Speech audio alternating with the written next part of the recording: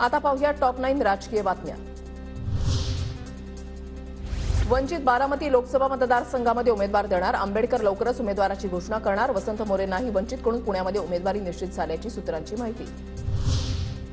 आम्ही आजही वंचितसोबत संवाद साधण्यास इच्छुक, वंचितसोबत आजही चर्चा होऊ शकते। आंबेडकरांना सोबत घेण्यासाठी आमचे भरपूर प्रयत्न, खासदार संजय राऊतांची प्रतिक्रिया। असं वाटतं की जागेचा जो प्रस्ताव आहे, जागांचा जो प्रस्ताव आहे तो आमच्याकडून त्यांना गेला, चर्चा आमच्याकडून अजिबात थांबलेली नाही, किंबहुना आम्ही आजही त्यांच्याशी संवाद साधण्याला इच्छुक आहोत।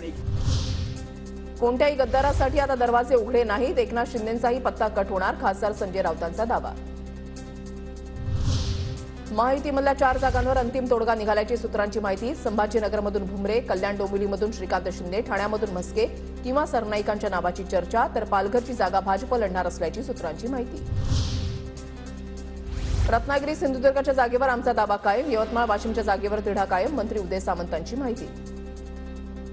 मागच्या वेळी लढलेली होती, शिवसेनेचे खासदार त्या ठिकाणी आहेत, परंतु ते आमच्याबरोबर आलेले नाही, ते उबाटाबरोबर थांबलेले आहेत। त्याच्यामुळे आम्ही शिवसेनेनं दावा केलेला आहे आणि शिवसेनेला ती जागा मिळाली तर महायुतीच्या सगळ्या नेत्यांच्या आशीर्वादानं ती जागा 2.5 ते 3.25 लाखाने आम्ही जिंकू। 2 दिवसांमध्ये जागावाटपाचं सर्व चित्र स्पष्ट होईल, तिढा असलेल्या जागांबाबत शिंदे गटाच्या उदय सामंतांची माहिती।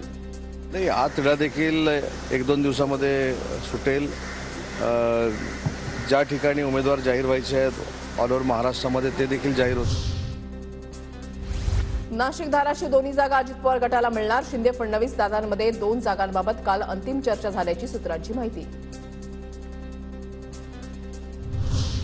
नाशिकच्या जागेबाबत हेमंत गोडसे आज पुन्हा शिंदेंची भेट घेणार, नाशिकच्या जागेबाबत अद्यापही तिढा कायम, नाशिक लोकसभेच्या उमेदवारीसाठी गोडसेंची शिंदेंसोबत ही 4थी बैठक असणार।